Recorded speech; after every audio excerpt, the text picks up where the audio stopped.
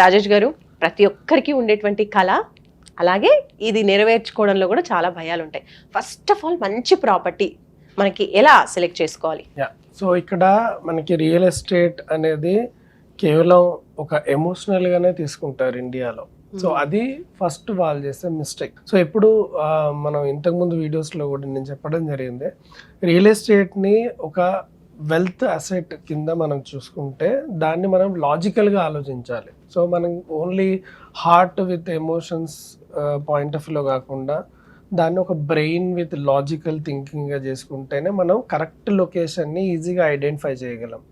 Reason ఏంటంటే మన దగ్గర డబ్బులు ఉన్నాయి, సో మనం ఏదో ఒకటి తీసుకోవాలి. ఇప్పుడు రేట్స్ పెరిగిపోతున్నాయి, మళ్ళీ ఫ్యూచర్లో నేను కొనలేని రేట్స్ వస్తాయేమో, అప్పుడు నేను కొనడం చాలా ఇబ్బంది కదా.